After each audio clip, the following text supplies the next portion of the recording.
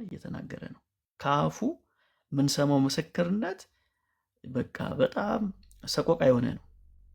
ምዕራፉን በነገራችን ላይ ስያሜው እንደዛ ነው፣ ሰቆቃ ነው የሚለው። አዲሱ መደበኛ ትርጉም የሰጠው ስያሜ ሰቆቃ ነው የሚለው እና ጠቅላላ የሚናገረው ነገር ከሰቆቃ ጋር የተገናኘ ነው። ቁጥር 7 ላይ የቁጣ ክብደት በላይ አርፏል ነው የሚለው። የቁጣ ክብደት በእኔ አርፏል ይላል። ከዛ ላይ ሰውዬ ጓደኞቹ እንደከዱት፣ ቤተሰቦቹ እንደከዱት፣ አካባቢው እንደከዱት ይናገራል። ዝቅ ብላችሁ ስታዩት በብዙ መከራ ያለፈ ሰው መሆኑን መገመት በጣም ቀላል ነው እና እግዚአብሔርን እንደዚህ ብሎ ይጠይቋል። ቁጥር 10 ላይ ድንቅ ስራህን ለሙታን ታሳያለህን? የሙታንስ መናፍስት ተነስቶ ያመሰግኑሃልን? ብሎ ይጠይቋል። የሚጠይቀው ማን ነው? እግዚአብሔርን ነው። ግን እንዳትረሱ ሲጀምር ምን ብሎ እንደጀመረ እንዳትረሱ። አዳኜ የሆንክ አምላክ እግዚአብሔር ወይ ብሎ ነው የጀመረው። ይህን እንዳትረሱ እና መዝሙር 88 በምን አይነት ሁኔታ የዚህ ሰውዬ ህይወት አልፏል ብላችሁ ብታስቡ የመጨረሻውን ቁጥር አንብብላችሁ። የመጨረሻውን ቁጥር 18 ወዳጆቼንና ባልንጀራዬን ከኔ አራክ፣ ጓደኛዬ ጨለማ ብቻ ሆኖ ቀረ። ጓደኛዬ ጨለማ ብቻ ሆኖ ቀረ ይላል። የጨለማ ምዕራፍ ተብሎም ይታወቃል። በሌላ መንገድ ይህ ምዕራፍ የጨለማው ምዕራፍ። አንዳንዴ ህይወት እንደዚህ ነው።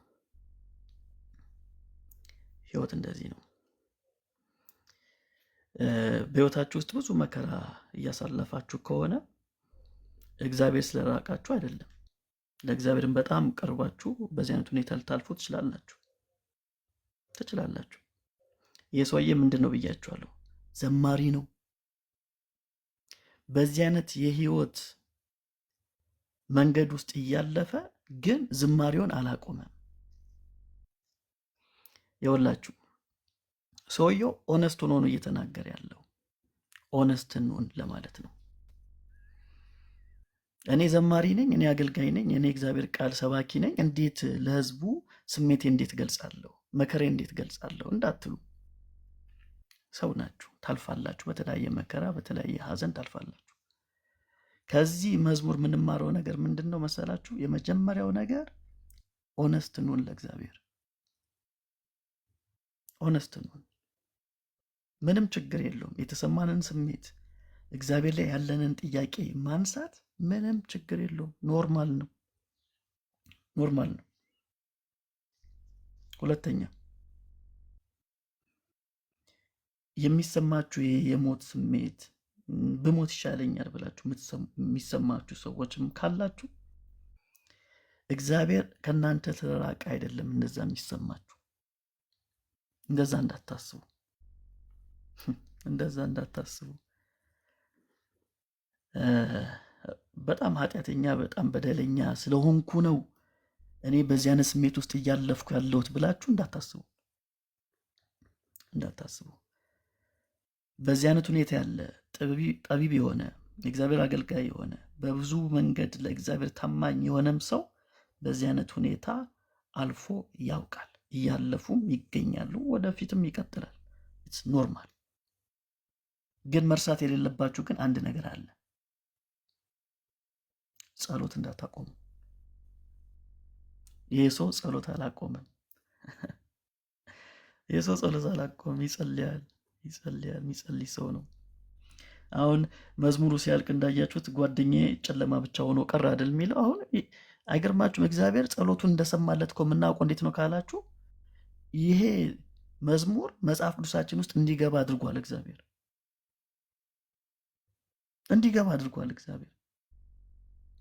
ማለት ቅዱስ መጽሐፍ ከሚባለው ውስጥ እንደ አንዱ እንዲቆጠር እኛም እንድናነበው እግዚአብሔር ፈቅዷል። ለዘመናት ፈቀደ ማለት ነው። አያችሁ። ስለዚህ እምነት ምንድን ነው ካላችሁኝ፣ እምነት ተስፋ እንኳን የለም ብለን በምናስብበት ሁኔታ ውስጥ የሚቀጥል ነው እምነት ማለት። አያችሁ እምነት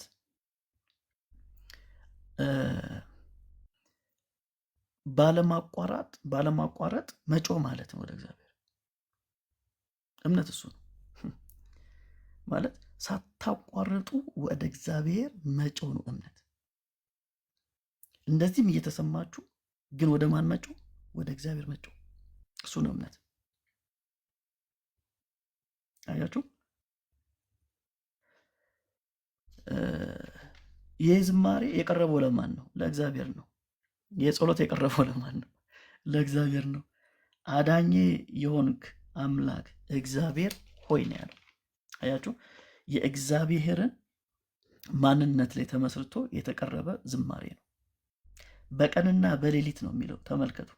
በቀንና በሌሊት በፊትህ እጮሃለሁ፣ ጸሎቴ በፊትህ ትድረስ፣ ጆሮችም ወደ ጩኸቴ አዘንብል ይላል። ጆሮንም ወደ ጩኸቴ አዘንብል። ስለዚህ እምነት ማለት ይሄ ነው። እምነት ማለት ነገሮች ሁሉ ሲሳኩልን በቃ እግዚአብሔር ሰማኝ ማለት አይደለም። ከዛ ያልፋል እምነት። እምነት በቀንም በሌሊት ጨለማ በሚመስል ሁኔታ ውስጥ ንጋታችን የሆነውን ክርስቶስን መያዝ ነው እምነት ማለት። እምነት ማለት እሱ ነው።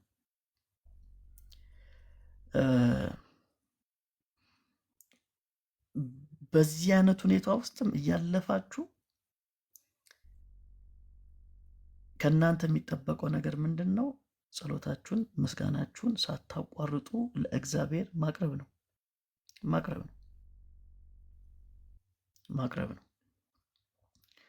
ጸሎቴ ሳይመለስ ወደ ጌታ ሊሄድ እችላለሁ ወይ? ትችላለህ።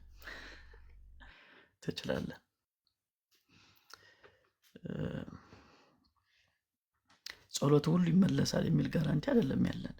ጋራንቲያችን እኔ መቼም አልለቀም የሚል ነው። ስለዚህ ሳጠቃልል ይሄ ጥበበኛ የተባለ ሰው፣ የእግዚአብሔር አገልጋይ የተባለ ሰው፣ ይሄ ለእግዚአብሔር ዝማሬ ቅኔን የሚያቀርብ ሰው በዚህ አይነት ሁኔታ አልፏል። በደለኛ ኃጢአተኛ ስለነበረ ነው አይደለም። ግን አንዳንዴ ህይወት እንደዚህ ነው። ሐዋርያው ጳውሎስ ትዝ የሚላችሁ ከሆነ በከባድ ሕመም ተይዞ ነበር እና ደጋግሜ የጸለይኩ ይላል ወደ እግዚአብሔር እንዲያነሳለኝ። ግን ምንድን የተሰጠው መልስ? ጸጋዬ ይበቃል ነው የተባለው። ጸጋዬ ይበቃል። በህመም ውስጥ እግዚአብሔርን አለመልቀቅ ነው እምነት። እምነት እሱ ነው። ህመም ውስጥ ሆነ እግዚአብሔርን አለመልቀቅ፣ ከባድ በሚባል ፈተና ውስጥ ሆነ በዛ ውስጥ እግዚአብሔርን መያዝ፣ እግዚአብሔርን አለመተው። አንተ እኮ ከችግሬ ትበልጣለህ፣ አሁን ካለሁበት ሁኔታ ትበልጣለህ፣ እነዚህ ነገሮች ኃላፊ ናቸው፣ የማታልፈውን አንተን መያዝ ነው ብሎ ለእግዚአብሔር ቶታሊ ሰሬንደር ማድረግ ነው እምነት። እሱ ነው እምነት። ስለዚህ ተስፋ አትቁረጡ፣ ተስፋችሁ እግዚአብሔር ላይ ብቻ ይሁን ማለት ፈልጋለሁ። ፖልዬ ቴንኪው፣ አመሰግናለሁ። ዋው ሚላይ የጌታ ይባርክ። የሚገርም ቃል ነው። አስተውየውም አላውቅምና በጣም ፓወርፉል ነው ያለው ነገር። አይ ቲንክ በእንደዚህ አይነት ሁኔታ ኢቨን እኔ እስካሁን ሳነብ ዳዊት እንኳን ሲገልጥ አይቻና ያላቸው ቃላቶች ያስፈራሉ። በጣም የሚያስፈሩ ቃላቶች ናቸው። ነፍሴ በመከራ ተሞልታለች፣ ሕይወቴም ወደ ሲኦል ተቃርባለች። ወደ ጉድጓድ ከሚወርዱት ጋር ተቆጠርኩ፣ አቅም አጣው፣ በሙታን መካከል እንደተጣልኩ። ምን አይነት መከራ ውስጥ እንዳለ እንግዲህ እና ሜላ ያለው በጣም የገረመኝ ሊረዳው ወደሚችል ጌታ በመከራ ውስጥ ሆኖ ነው የጸለየው እና በዚህ መከራ ውስጥ ሆኖ እንኳን ጸሎትን አላቆመም። በዚህ መከራ ውስጥ ሆኖ ጸሎትን አላቆመም። ይህ ሰው ማን ነው ሲባል አገልጋይ ነው፣ ዘማሪ ነው፣ ከሌዊ ወገን ምናምን ነው። ከዛ ደግሞ ጥበቡ ከሰለሞን ጋር የተወዳደረ ነው። አስባችሁታል? አገልጋይ ሆኖ ጥበቡ ደግሞ በዛ ዘመን ከሰለሞን ጋር የተወዳደረ ነው። ምናልባት ሰለሞን ከዚህ ሰው ጥበቡ ይበልጣል ከተባለ ከሰለሞን ቀጥሎ ነው ማለት ነው ጥበብ። ግን እንደዚህ ሆኖ ግን የሚያልፍበት ህይወት መከራ ነው። ከዛስ ይህ ሰው በዚህ መከራ ውስጥ ሆኖ ግን ለእግዚአብሔር ኦነስት ነበር አለን የሚል ለእግዚአብሔር ምን ነበር አለን? ኦነስት ነበር ሚላ መጀመሪያ ላይ የነበረ አይመስለኝም። ገና ስንገባ ምን እያልኳችሁ ነበር? ሰዎች ፊት አሁን እኔ እንዲህ እንደምቀመጠው በጣም ብርቱ መስዬ ልቀመጥ እችላለሁ። ነገር ግን የተሰበረውን ልብ የተዋረደውን መንፈስ ጌታ አይንቅም። ጌታ ፊት ሆነስት እንሁን እያልኩኝ ነበር። የምታስታውሱ አይ ቲንክ ነበራችሁ አይደል? እስኪ አንዳንድ ቁጥር ጻፉ ካላችሁ። በእግዚአብሔር ፊት ሆነስት እንሁን። አይ ቲንክ ይህ ነገር ለእኛ መልእክት ነው አይደል? በእግዚአብሔር ፊት ሆነስት እንሁን። ደክሞኛል እንበለው። እንግዲህ እኔ ማናችሁም አላቅም ካለንበት መከራ የተነሳ እንደዚህ አይነት ቃላቶችን ገጣጥማችሁ በሉ ብንባል አንችልም። ይህ ዘማሪ ግን ምን ያህል ዲፕ እንደሆነ ሜሎስ ሲያወራ ሰምታችሁታል። እኔ እንደዚህ በጣም የሚገርም ነው የሚለው ነገር እስከ መጨረሻው። ጓደኛዬ ጨለማ ብቻ ሆኖ ቀረ፣ በዚህ ሁሉ ውስጥ ይጸልያል፣ በዚህ ሁሉ ውስጥ በእግዚአብሔር ፊት ሆነስት ነው አለን የሚላ ምን አይነት የሚገርም ቃል ነው። ከዛ ማን ነው በጣም እኮ ማለት ማተኮር ያለብን ማን ነው ሰውየው ሲባል አገልጋይ ነው፣ አገልጋይ ነው። ከዛ ጥበቡ ከሰለሞን ጋር የሚወዳደር ነው። እውነት እግዚአብሔር ጌታ አይናችን ይክፈት።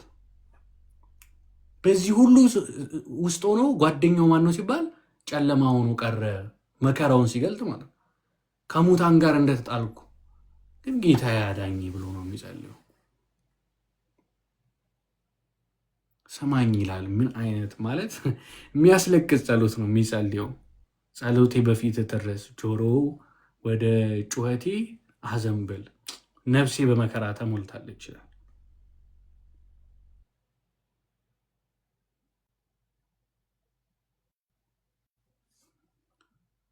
ምዕራፍ 88 የሚገርም ፖል እዚህ መዝሙር 88 ላይ የራሱን ህይወት ነው የሚናገረው እንደ ግለሰብ ማለት ነው። እና ቀጣዩ ምዕራፍ ደግሞ መዝሙር 89 ካያችሁት እንደ ህዝብ ነው የሚያወራው። እና በጣም የሚገርመውን ነገር አንድ ነገር ላሳያችሁ። ቁጥር 1 ነስተምሩ መዝሙር 89 ቁጥር 1 ራሱ ነው ይሄን የሚናገረው። ስለ እግዚአብሔር ምሕረት ለዘላለም እዘምራለሁ፣ በአፌም ታማኝነትህን ከትውልድ እስከ ትውልድ እገልጻለሁ። እሺ አሁን እዚህ ጋር ተመልከቱ። አሁን በደንብ ተመልከቱ። ቁጥር 1 ላይ ስለ እግዚአብሔር ምሕረት ለዘላለም እዘምራለሁ ነው አይደል ያለው? አሁን እንደዚህ ብሎ የሚናገር ሰው በእግዚአብሔር ምሕረት ላይ ጥያቄ የሚያነሳ ይመስላል? አይመስልም አይደል? ሲጀምር ምን ብሎ ነው የጀመረው? ስለ እግዚአብሔር ምሕረት ለዘላለም እዘምራለሁ ብሎ ነው የጀመረው አይደል? ስለ ምሕረቱ ነው የምዘምረው። እንደዚህ የሚናገር ሰው በእግዚአብሔር ምሕረት ላይ ጥያቄ ያነሳል ወይ ብላችሁ አያነሳም ነው የምትሉት። ግን እስቲ ወረድ ብለህ አንብበልን ቁጥር 49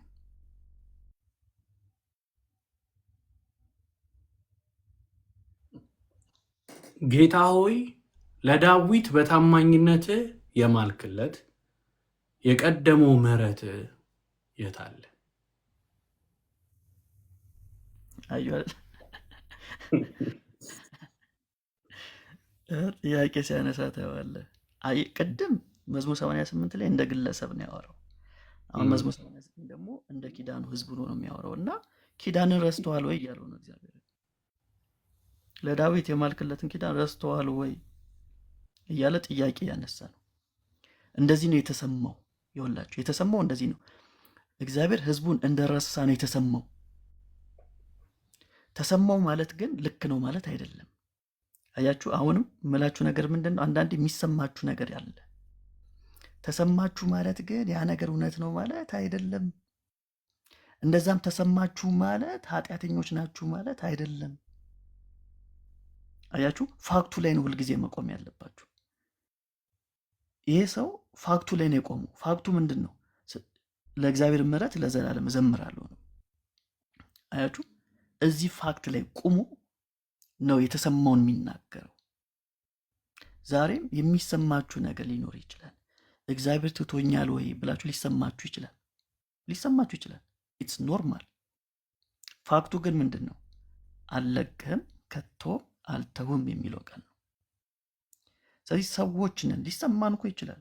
እንዴ በደንብ ይሰማሃል፣ ይሰማሻል ወዳጅ። አይሰማኝም ካልክ እየዋሸ ነው። በደንብ ይሰማናል።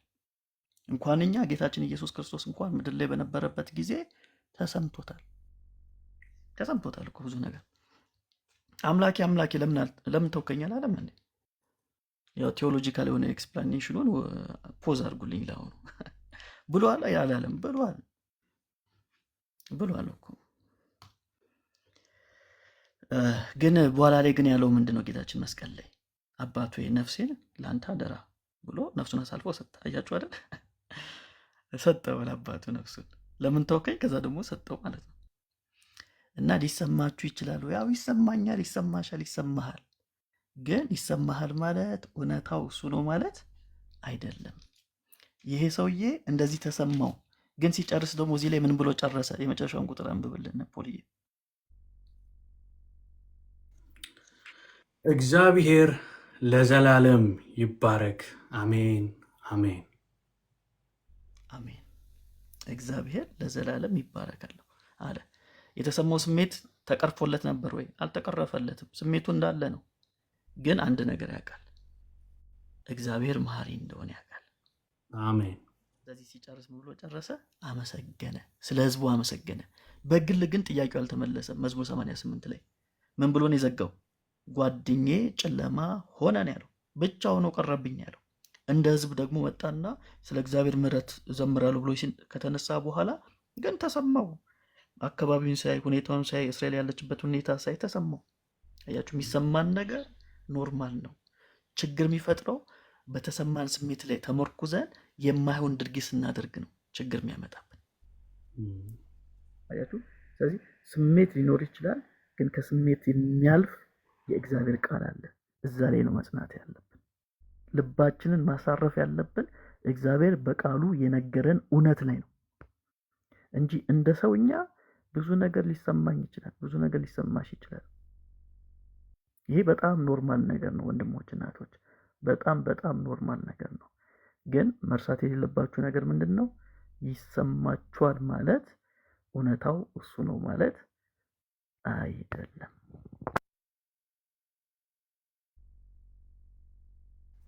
ዋው!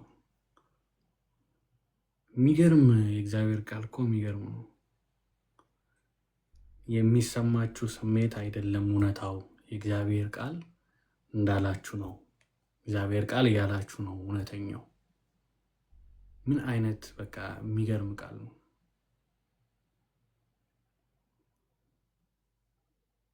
እውነት ክብር ለኢየሱስ ይሁን። ይህን መስማታችን ለህይወታችን በቃ ለህይወታችን ማንም መከራውን እንዳይገልጥም እኔ እርግጠኛ ነኝ።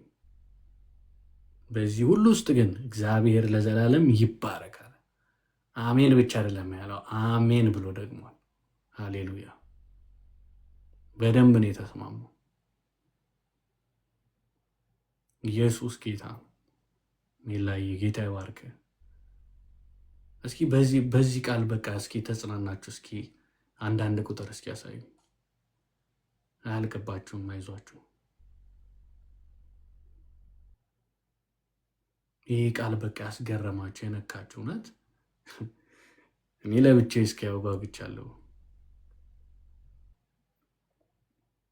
ኢየሱስ ጌታ ነው። በጣም በጣም አይደለም ሜሪ፣ በጣም ይገርማል። ተባረኩ።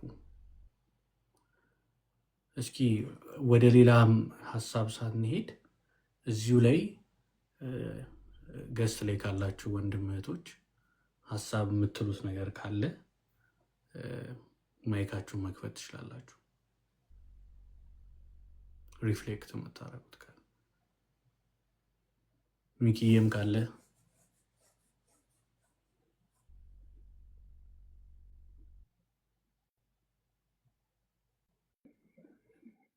እሺ ቦሌ ድምጽ ይሰማናል? ይሰማል ወንድሜ።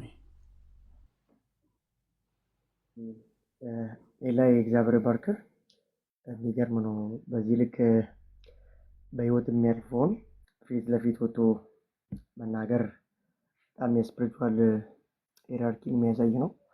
ፐርሰናሊ የዚህ ሰውዬ ኢንካውንተር በጣም የሚገርም እንደሆነ ነው ከዚህ ውስጥ ማየው እና ከዛ ባለፈ ዘማሪም ጭምር ነው። እዚህ አንደኛ ዜና ሁለተኛ ዜና ላይ በደንብ ይታያል ሰውዬው እና የሚገርም እና ሜላ ተባረክ።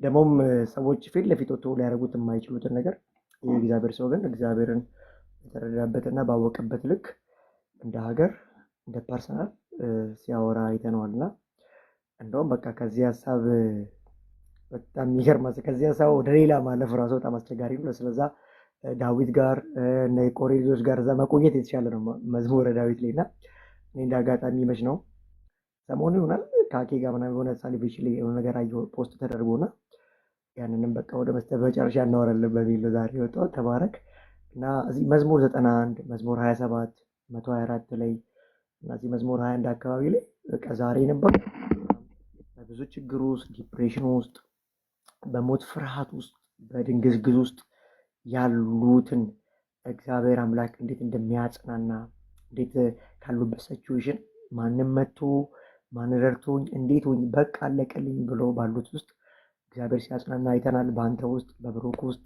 እውነት እግዚአብሔር ዘመናችሁን ይባል።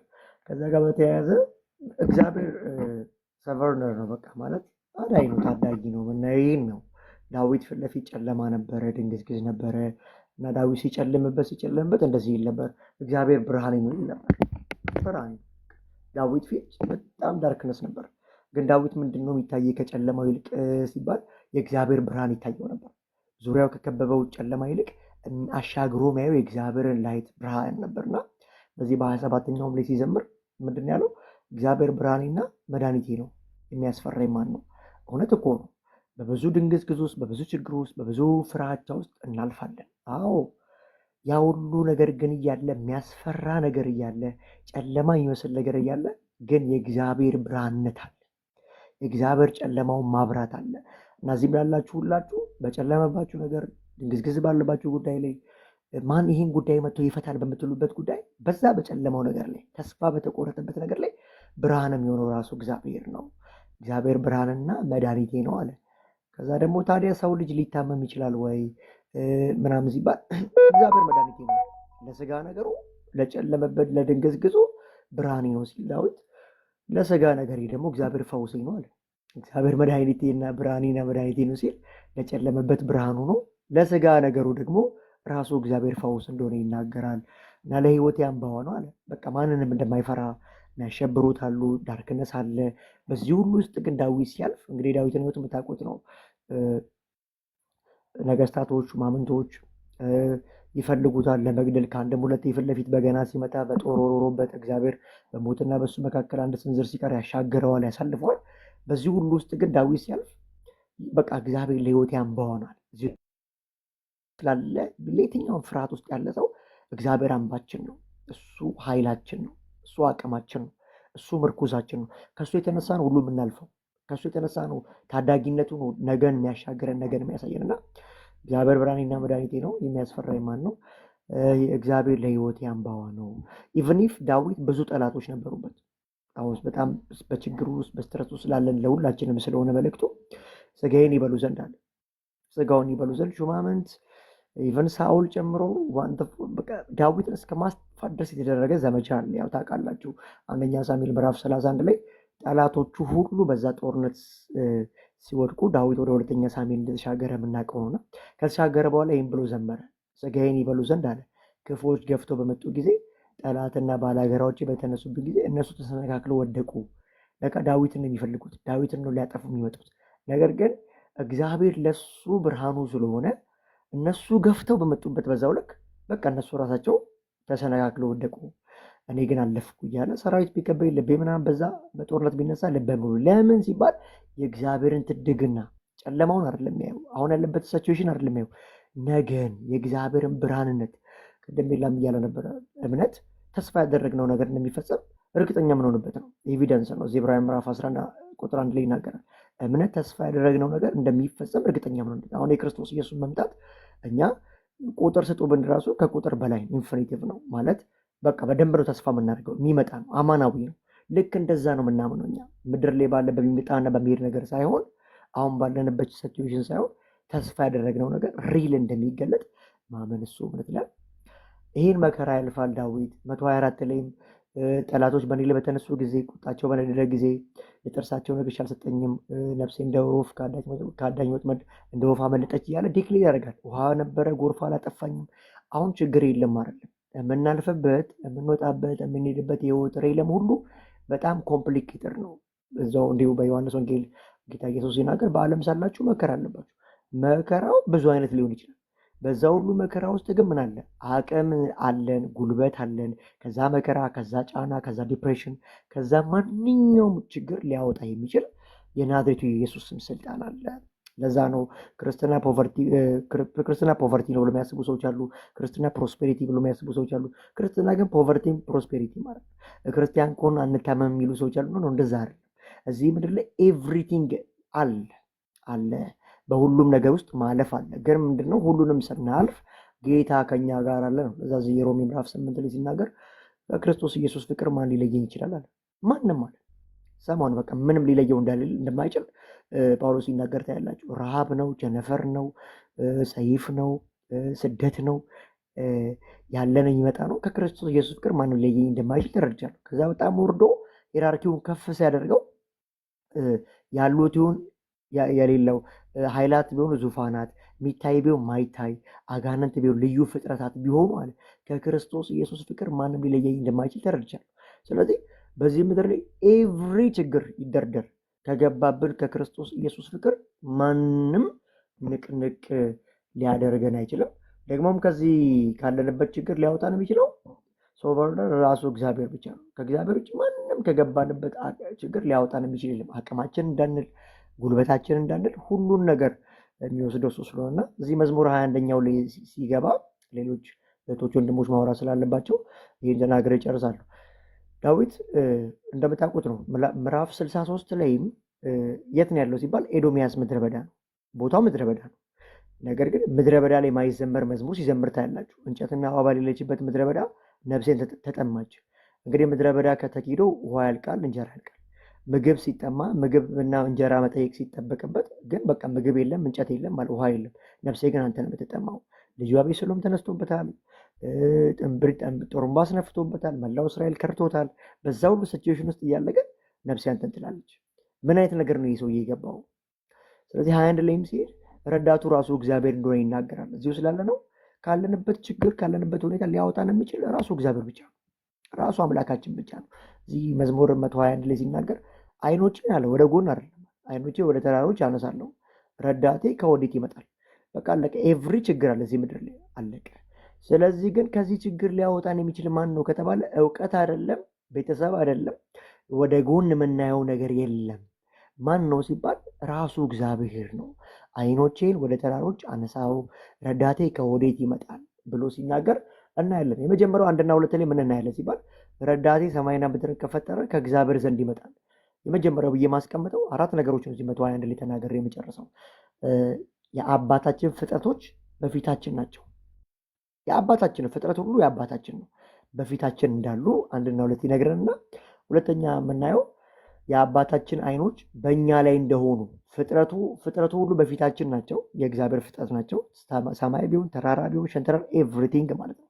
ሁለተኛው ደግሞ ከ3 እስከ 4 የምናየው የአባታችን አይኖች ሁሌ በእኛ ላይ እንደሆኑ ማወቅ አስፈላጊ ነው። ዘጸአት መጽሐፍም ሲናገር የእስራኤልን ጩኸት ሰማ፣ ለቅሷቸውን አየ፣ ሊረዳቸውም ወረደ ይላል እና ጆሮ ወደኛ እንደሆነ እንደሚሰማን እንደሚያዳምጠን ደግሞ ከችግራችን ደግሞ መልቶ ሊመልስልን ሊያወጣ እንደሚችል ማወቅና ማመን ያስፈልጋል። ለዛ ነው እዚህ ማቴዎስ 7 ላይም ሲናገር ለሚለምን ይሰጠዋል፣ ለሚፈልግ ያገኛል፣ ለሚያንኳኳም ይከፈታል። ኢትስ ፕሪንሲፕል ባይ ክርስትና ፕሪንሲፕል ነው። ከአንኳኳን እንደ እግዚአብሔር ሀሳብ ፍቃዱ ካለበት የሚከፈት ነው። ከለመንን የምንቀበለው ነው። ከፈለግን የምናገኘው ነው።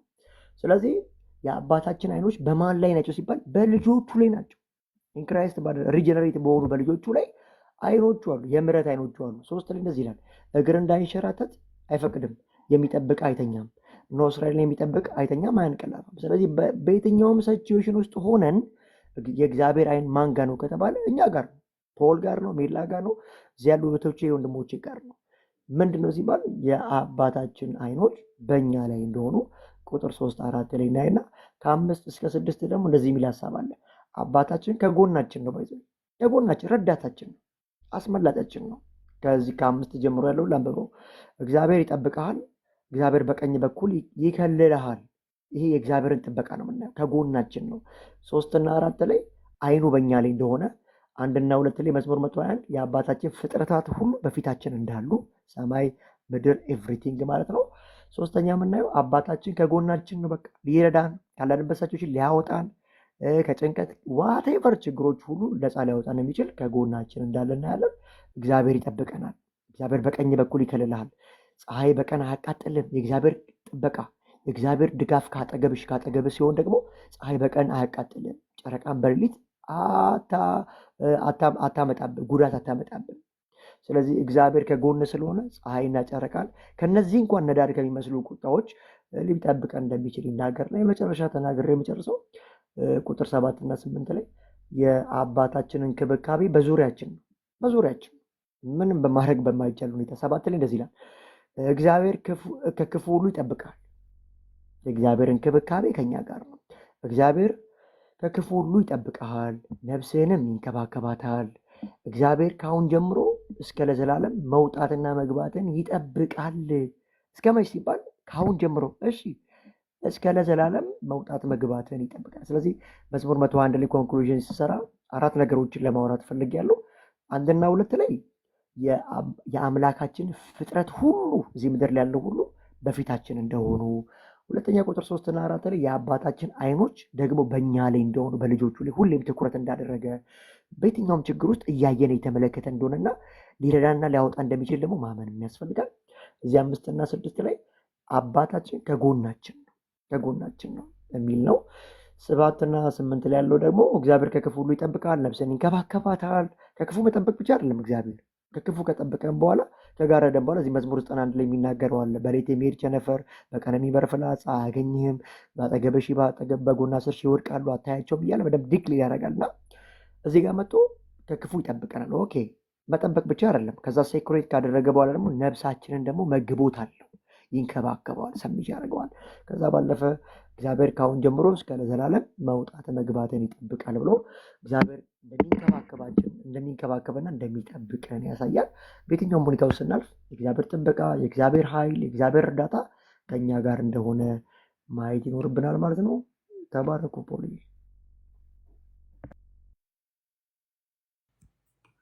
እግዚአብሔር ይባርክ ወንድሜ ሚኪ፣ ጌታ ጸጋውን ያብዛልህ፣ ብርክ በል። ጌታ ይባርክ ወንድሜ።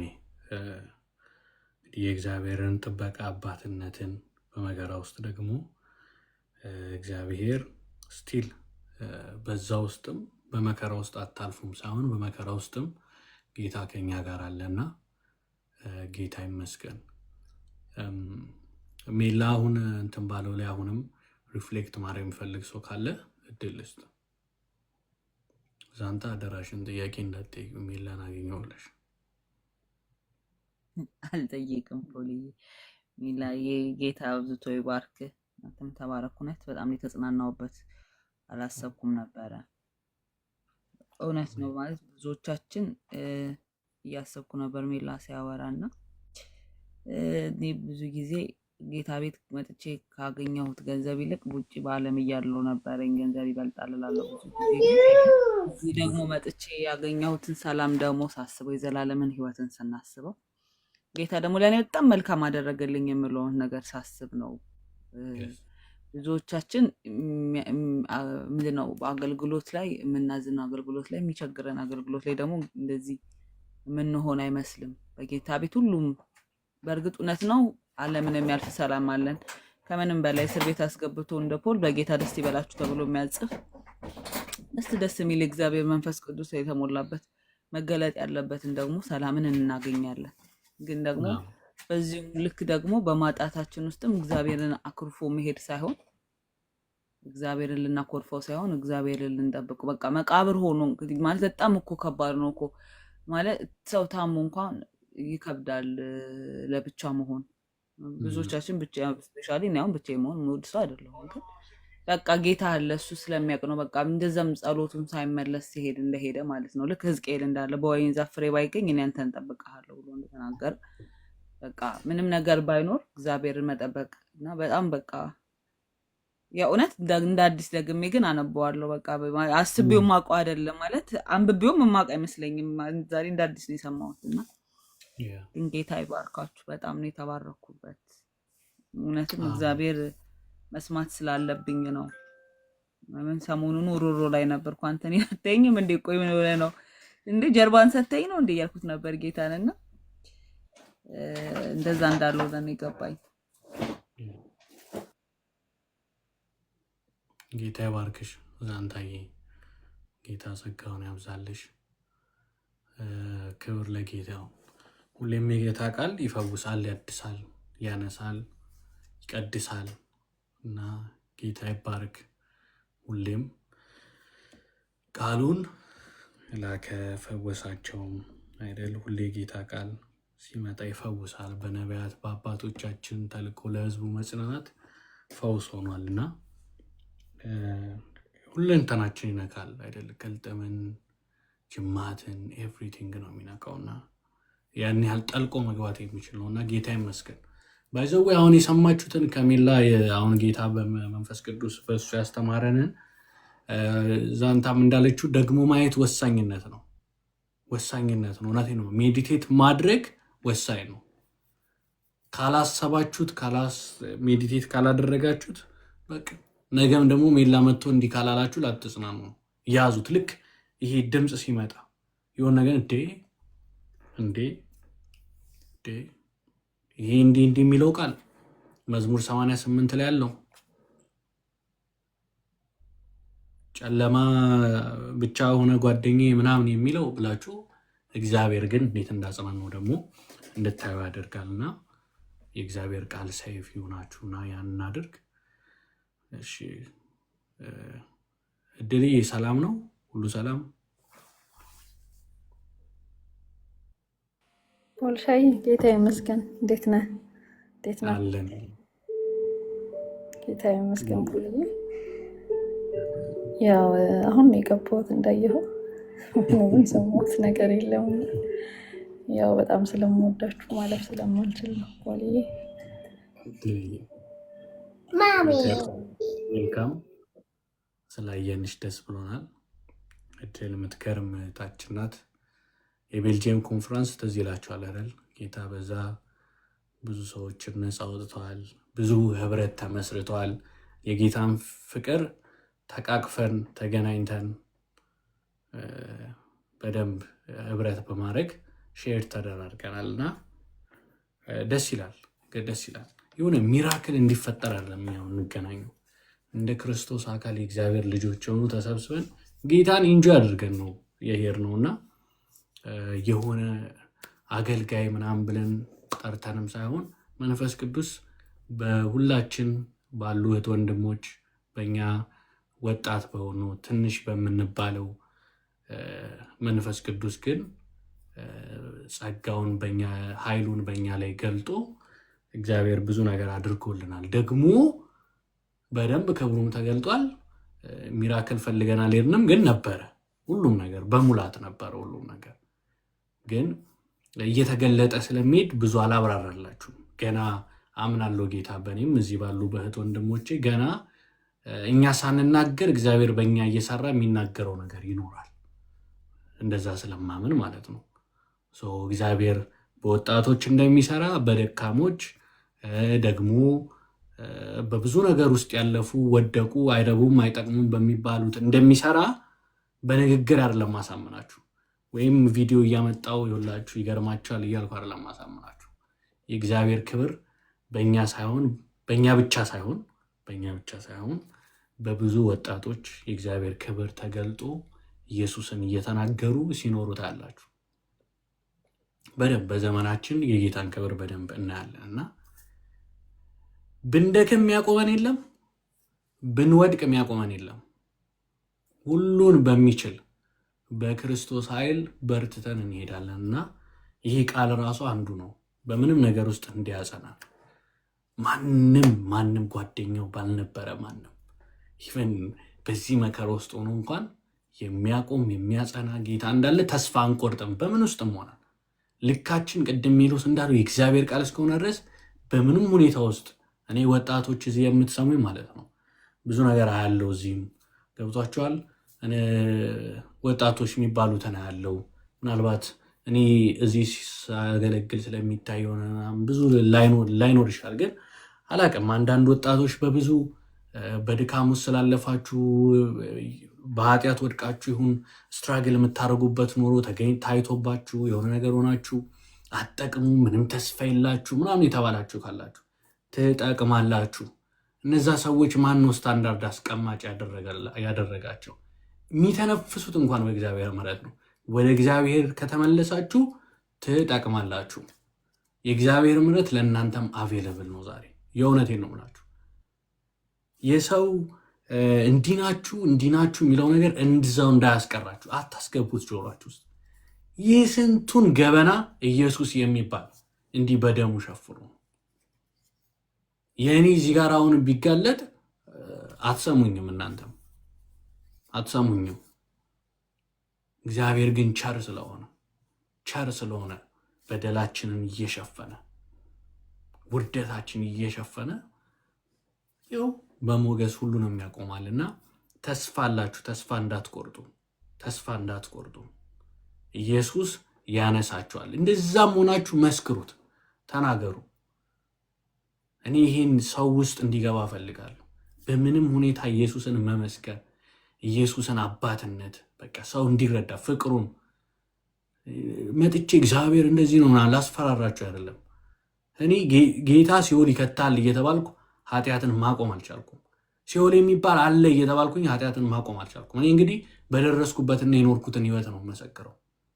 ኢየሱስ ይወድሃል፣ ኢየሱስ ተሰቅሎልሃል፣ በእርሱ ካመንክ የዘላለም ህይወት አለ፣ እረፍት ነው። ይሄ ተሸከምከውን ሁሉ ስጠው እረፍት ይሰጣል የሚባለውን ጌታ ስሰማ ነው አባትነቱ ስቦኝ፣ የመስቀሉ ስራ ስቦኝ፣ ማዳኑ ስቦኝ ነው እንጂ የመጣሁት። እስከ ዛሬ ደግሞ የጸናሁት በአብ ቀኝ ስላንተ የሚታይልህ የሚማልድልህ ኢየሱስ የሚባል በድካም ሊራራ የሚቻል ሊቀ ካህን አለ ስለተባለ ነው የጸናሁት እንጂ በምንም አይደለም፣ በማንምም አይደለም፣ በኢየሱስ ብቻ ነው። ይህን እንዳለን ሜላ አሁን ቅድም እንዳለው ይሄ አሁን ማን ነው የሚነግር ብትሉኝ የእግዚአብሔር ቃል የሆኑ ትልቅ ሰውዬ አይደለም የነገሩኝ። የሆነ የቤተ ክርስቲያን ፓስተር እንትን ብሎኝ ምናምን ይኸውልህ እግዚአብሔር ማለት እንዲህ ነው ብሎኝ ሳይሆን ቃሉ ነግሮኝ ነው። እግዚአብሔር አይናገረንም፣ እግዚአብሔር አያየንም። ቃሉ ጋር ስትመጣ ይናገራል፣ ያዋራሃል። የእግዚአብሔርን ልብ ታያለህ፣ እግዚአብሔርን ያወራሃል። ይኸው ቃሉ አለ። ይኸው ሜላ ደግሞ ሲናገር በአካሉ እግዚአብሔር የሚወራበት ቦታ ላይ ስትገኝ ይኸው ይናገራል። አሁን ሜላ የተናገራችሁ መስሏችሁ ነው? መንፈስ ቅዱስ እኮ ነው በውስጡ የተናገረው። አሁን እኔ እንደዚህ ሳብድ የምታዩኝ፣ ሌሎቹ ተነክተው ሲናገሩ የምታዩ እናንተ ደስ ያላችሁ መንፈስ ቅዱስ ስለሆነ ነው እንጂ ሜላ በራሱ ቢናገር በራሱ አንደበት ምንም ኢምፕረስ ሊያደርገኝም እኔን ሊነካኝም አይችልም። ደስታ ሊሰጥ የሚችል ጆይ ሊሰጥ የሚችል በመንፈስ የተናገረው ነው። ስለዚህ ለምን ሰማን ካላችሁ እግዚአብሔር የሚወራበት ቦታ ስለተገኛቸው። ስለዚህ እግዚአብሔር ይናገራል ስል ሁሌ የምለው የሆነ ሰማይ ተከፍቶ የሆነ ነጎድጓድ ድምፅ ለመስማት አትጠብቅ። አቬለብል የሆነ እግዚአብሔር ቃል ከጎንህ አለ። በብዙ ነገር ይናገራል እግዚአብሔር። ይኸው ቃሉ አለ፣ አካሉ አለ። ደግሞ ይችላል ወይ በፈለገው መናገር ስትለኝ፣ አዎ በፈለገው ይችላል። ግን አቬለብል የሆነ እንደ ባለ አእምሮ አጠገባል የእግዚአብሔርን ቃል ብንከፍተው። ስለዚህ የምመሰክርላችሁ ጌታ አባትነቱና ፍቅሩን ነው። ተስፋ እንዳትቆርጡ። ነገ ማለት ነው እኛውን ወጣቶች ነን፣ አናውቅም ምን እንደሚሆን ህይወታችን። ኢቨን በድካም ውስጥ ልንገኝ እንችላለን። ብዙ ሰዎች እዚህ ሚዲያ ውስጥ በብዙ ነገር ሲገኙ አይታችሁ ታውቃላችሁ። የሚያኖራችሁ የእግዚአብሔር ምሕረት ነው። የሚያጸናችሁ የእግዚአብሔር ቃል ነው። ኢየሱስ የሚባል የሚወዳችሁ አለ። ኩነኔ የለባችሁም። ብትወድቁ የሚያነሳ አለ። አትፍሩ። ሰውን እንዳትፈሩ፣ እግዚአብሔርን ብቻ ፍሩ። ዳዊት ሰው ገሎ ሰው ፊት ወዮ አላለም። የሰው ሚስት ማይሆን ነገር አድርጎ ሰው ፊት ወዮ አላለም። አንተንና አንተን ብቻ በደልኩ ነው ያለው። ስለዚህ ይሄን እናርግና ጌታ ይርዳን። የጌታን አባትነት ፍቅር ሁሌ እንደሚወዳችሁ ነው ልነግራችሁ ፈልገው። ኢየሱስ ይወዳችኋል። ለእናንተ ዓላማ መልካም የሆነ በጎ ሀሳብ አለው። እናንተ እቅድ ሊኖራችሁ ይችላል፣ ግን ወደ እሱ ሀሳብ ነው። የእርሱ ይሻላችኋል። ለእናንተ በጎ ሀሳብ አለው። ተስፋችሁን ገንዘብ ላይ፣ ምድር ላይ፣ ሀብት ላይ፣ ሪሌሽንሺፓችሁ ላይ፣ ትዳራችሁ ላይ፣ ልጆቻችሁ ላይ አታድርጉ። አንድ እውነተኛ ተስፋ የጸና በትንሣኤው የጸና ተስፋ አለ። ኢየሱስ ክርስቶስ ይመጣል። በቃ ይሄ ነው። ምን ተስፋ አለ ሲላችሁ ኢየሱስ ይመጣል በሏቸው። በቃ ይሄ ይሁን ተስፋችን እና ጌታ ይባረክ፣ ጌታ ይባረክ፣ ጌታ ይመስገን። እንግዲህ እኔ ትንሽ ስለ እግዚአብሔር ጸጋ እንደ ዲስከሽን ሊሆን የሚችል አንዳንድ ሀሳቦች እያሰብኩኝ ነበር። ትላንትና ስለ እግዚአብሔር ጸጋ፣ ስለ ሕግ እያሰብኩኝ ነበርና ዛሬ ዲስከስ እናደርገዋለን ብዬ ነበር። ግን እግዚአብሔር ቢፈቅድ ጌታ ካልመጣ ነገ በሰፊው ዲስከስ ብናደርገው እንደውም ሚኪንም ሜላንም ሳይ ምንቴንም ደስ ብሎኝ ነበር። ያው ሜላም በመካከላችን ሲኖር ሁሌ ነው አይደል? ሁሌ ብዙ ነገር እንማራለን፣ ብዙ ጸጋ እንካፈላለን። በጣም ደስ ይላል። ቴዎሎጂካል የሆነውንም መንፈሳዊ የሆነውንም አብረን ጸልየንም ምናምን ነውና ጌታ ይመስገን በረከት አድርጎ ለክርስቶስ አካል ወንድማችን ሜላን ስለሰጠ የምር ነው ምላችሁ። እግዚአብሔር በረከት አድርጎ ሲሰጠን አንዳንዴ አይደል? ሄርሚ አማሪክ ሊሰናለች። እሺ አማርኛም ያስተምራል ሜላ እና እግዚአብሔር ሰዎችን አንዳንዴ በረከት አድርጎ ይሰጠናል። አስተውለን እግዚአብሔርን ስለነዛ ሰዎች ማመስገን ይግድ ነው አይደል? ማለት እርስ በርስ በክርስቶስ አካል ውስጥ የተሰጡን ወንድም እህቶችን አፕሪሺየት ማድረግ በጣም በጎ ነገር ነው። ገብታችኋል? መስቀል አይደለም አቤት ሜላ ማኖፍ ጋድ እንዳንተ አይነት እኮ በቃ ምናምን ሳይሆን አፕሪሺየት ማድረግ ወንድሜ ሜላ ለእኔ በረከት ነው፣ እግዚአብሔር የሰጠኝ ስጦታ ነው ብሎ በምንካፈለው ጸጋ ታማኝ ሆኖ ብዙዎቻችን እግዚአብሔር ጸጋ ሰጥቶናል። እግዚአብሔር ጸጋ ሰጥቶን የሰጠን ለአካሉ ነው። አፍነን የተቀመጠናለን። ለእኛ ብቻ እኮ አይደለም ሲጀመር እግዚአብሔር የሰጠው ለአካሉም እንዲጠቀም እሺ ብሎ ደግሞ ፈቅዶ አካሉን እያነጸ ስላለ ከልብ በሆነ ቅንነት ደግሞ የእግዚአብሔርን ነገር ሼር እኔ ረጅም ጊዜ ከመጣው ጀምሮ ስለማውቀው ነውና እርስ በርስም አፕሪሺየት ማድረግ ታላላቆቻችሁን፣ ፓስተሮቻችሁን፣ በቤተ ክርስቲያን የሚተጉትን ወንጌላውያንን፣ እናቶች የሚጸልዩላችሁን፣ ቸርቹን የሚያስተካክሉትን፣ የሚያጸዱትን፣ ማይኩን ምኑን ሁሉንም ቴንኪው ተባረክ ምናምን በሉ። እውነቴን ነው፣ አመስግኑ። ያ ባህል ይኑረን። በጣም ኤክስትሪሙ ጋርም አትሂዱ። ባላንስ እናድርግ። ወይ ዝም አትበሉ ወይ ኤክስትሪም። እኛ ችግራችን እሱ ነው። ወይ የሆነ ነገር እናረጋቸዋለን፣ የእግዚአብሔር ድምፅ በሱ በኩል ነው የሚመጣው ብለን የሆነ ነገር እንሰቅላቸዋለን፣ ወይ ደግሞ ጭራሹኑ ተኮራርተን ደረታችን ነፍተን ትቢተኛ ሆነን እንሄዳለን። ባላንስ እናድርግ። በረከት ናቸው ወንድሞች፣ ትልቅ በረከት በወንድሞች ብዙ አለ፣ ብዙ በረከት አለ። እውነቴን ነው የምላችሁ። ያጸኗቸዋል፣ ያቆሟቸዋል፣ የእግዚአብሔር መንፈስ ይጠቀምባቸዋል። ቤተ መቅደሱ ስለሆኑ እግዚአብሔር ይናገርባቸዋል። ስለዚህ አፕሪሺየት ማድረግ ጥሩ ነው። ሜላዬንም እየሄዳችሁ ሰላም ብትሉት ምናምን ጥሩ ነው እና ቤተሰቡንም እንዴት ነህ ደህና ነህ ወይ እያላችሁ ጠይቁ። ሁሌ 3 ኃጢአት ብሰራ ድናለሁ አልድንም እያላችሁ አትጠይቁ። 3 እኔ ራሱ እኮ እንቅልፌ እንዳይመጣ እኮ ነው ሊጡ የምለፈልፈው። እኛ ጋርም መሽቷል። አሁን ራሱ ጸሎት አለን ከ3 ሰዓት በኋላ እናምልክ።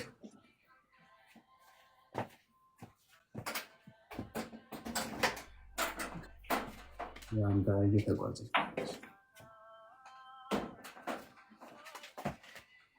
እሺ እናምልክ እያልኩ እየጻፍኩ ነበር። ከሚገርም ነገር ማይክሽን ግን ራሱ ከፈተው ነው። አይ እኔ ከፍቼ ሊበልክ ብዬ ነው። በጽሁፍ ራቀኝ ቶሎ እንድልክ። ኦኬ ግን ሁለቱንም ያረክሽው። እሺ አቢጉ ትበለንና ከሚላ ጋር ቆይ አንድ ነገር ተነጋግረን እንቀጥላለን። አቢጉዬ ቀጥይ።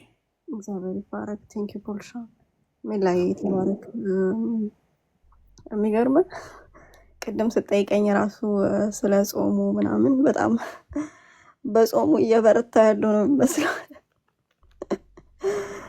ጌታ ይመስገን። እዚህ የመጣሁት ራሱ በጣም ላይክ ቅድም ስለው እንደነበረው የጾሙ ፐርፐዝ የራሳችን የምንፈልገውን ነገር እምቢ ብለን እግዚአብሔርን የሆነውን ነገር መምረጥ ነበር አይደል? ግን በጾም ላይ ሆነን ደግሞ የእግዚአብሔርን ነገር መምረጥ የሚከብደን ጊዜ አለ። ማለትም የእግዚአብሔርን ሕልውና ምናምን በብዙ ነገር ልናገኘው እንችላለን። ከሁሉም የሚበልጠው ግን በጸሎት ውስጥና በቃሉ ውስጥ የምናገኘው ፕሬዘንሱ እሱ መቅረቡ በዛ ውስጥ ነውና ሁለቱን ማድረግ ፐርሰናሊ ደግሞ ይከብድሃልና በጾም ውስጥ ሲከብድ ኮስችን ውስጥ ነው የምትገባው። እና እንደ ራስህ የምጠይቀው ጥያቄ አለ አይደለ? እና እዚህ ራሱ ስመጣ ያ ነገር ከብዶኝ ዝም ብዬ እስኪማይሆን ነገር ደግሞ ከማደርግና ጊዜን ከማጠፋ ብዬ ነው እንደ ድንገት የገባሁት። እና ጌታ ይመስገን የሆነ የሚደግፍ ጌታ በቃሉ በጣም ነዋ የሚደግፈን። በህብረት ውስጥም ያው ለዚህ ነው ጌታ ህብረትን የፈጠረውና በዚህ ቃል ውስጥ እኔ እንደግፎኛል። which means እንደኔ ሀሳብ፣ እንደኔ ሁኔታ፣ እንደኔ ሙድ እና ፊሊንግ ሳይሆን እንደማይለዋወጠው የእግዚአብሔር ማንነት እኔ ፊል ስላረኩትኝ እኔ ስላየሁት ስላሰብኩት ሳይሆን ጀስት እግዚአብሔር ትናንትናም ዛሬም ለዘላለምም ያው ስለሆነ በዛ ማንነት ላይ ቤዝድ ሆኜ ነው። እኔ እንደኔ ከሆነ ትዕግስት የለኝም። እንኳን 10 ቀን ልጾም 1 ቀን የምጾምበት ትዕግስትም የለም። የባሰ ደግሞ እነዚህ ነገሮች እንዴ እንተዋለን እኮ እንዴ ልጾም ባልኩት ያቅተኛል እንዴ ብለን እኮ እንትንም አለ እንደኛ ቢሆን በጸጋው ግን እየረዳን ያለ ነው 10 ቀን 11 ቀን አላ። ስለዚህ እንደኔ ሙድ ሳይሆን እንደ እግዚአብሔር ማንነት እንደማይለዋወጠው የእሱ ማንነት ግን በፊቱ ቀርባለሁ። አቅቶኛል ልለው ማለት ነው ስለቻልኩኝ ሳይሆን ያው ቅድም ሜሎስም 88 ላይ እንዳነበብ ነው ቃል በቃ ላይክ የምቀርበው በሮሮም ሊሆን ይችላል፣ ግን እውነት በሆነው በተገለጠው አልችልም በሚለው ድምፅ ነው። ላይክ አልቻልኩም በሚለው ድምፅ መቅረብ እውነተኛ ሆኖ መቅረብ መልሱ ያ ነው። እንደ ቻልኩ ላስመስል አይደለም፣ እግዚአብሔር የሚያይ አምላክ ስለሆነ ማለት ነውና ጌታ ይባርካችሁ። ጌታ ይባርክ ሜሎስ። ስለዚህ ቃል እጅግ አድርገን እናመሰግናለን። ጌታ ይባረክ። ተባረኩ። አሜን አሜን። አቢጉዬ ጌታ ይባርክሽ። በጣም ጌታ ጸጋውን ያብዛልሽ። እንግዲህ እንዲህ ነው ደግሞ በጣም የሆነ ረሃብ ነው የከተተው አይደል? በጣም አጠር ብላ እኔ ቦኒ 2 ሰዓት ነው እያወራሁ ነው በእርግጥ 2 ሰዓት ግን ያው ለጨዋታው ግን በጣም ፓወርፉል ነው በጣም እና ጌታ ይመስገን።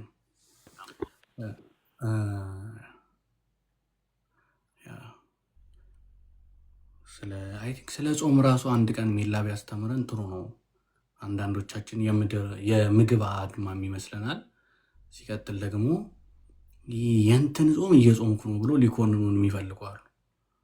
የእንትን ጾም እየጾምኩ ነው ምናምን እያሉ አሉና ስለ ጾም ምንድን ነው ጾም? ለምንድን ነው የሚጾመው? በመጽሐፍ ቅዱስ ጾም ለምንድን ነው የጾሙት?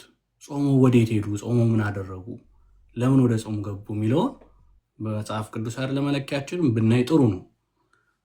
ቅድም እንዳልኩት ያው በዚህ ነገር እንግዲህ ከዛ መካከል ከሆናችሁ አዝናለሁ።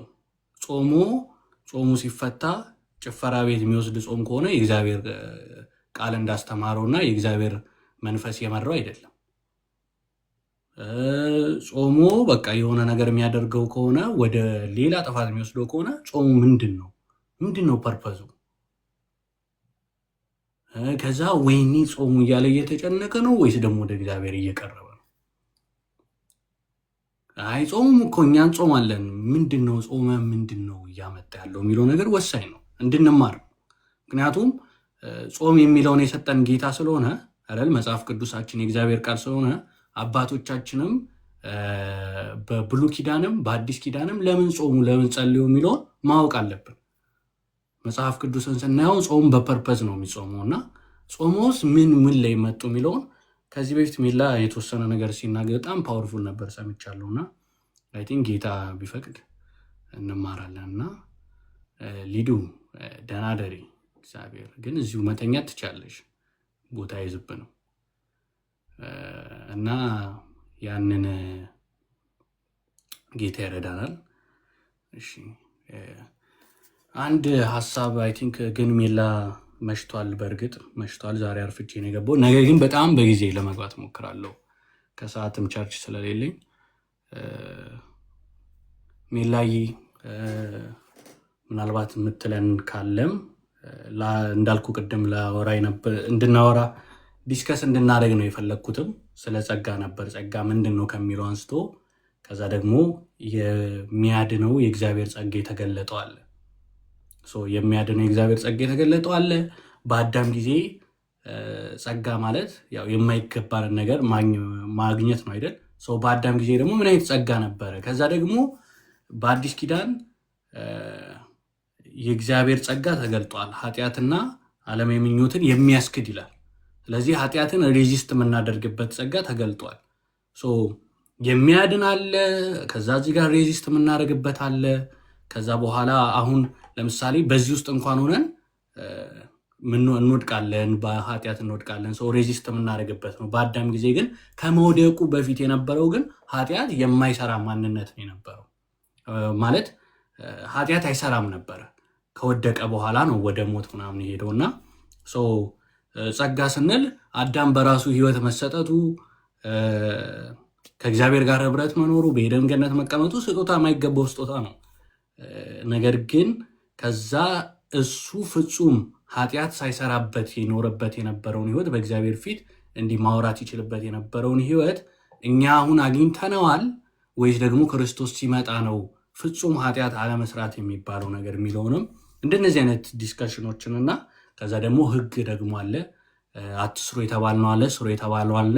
ከዛ ህግ ምንድን ነው የሚሉትን ጥያቄ ጠይቃሉ። መተንተን ጀመርኩ እና እንደዚህ አይነት ዲስከሽኖችን እንድናደርግ ነበር እና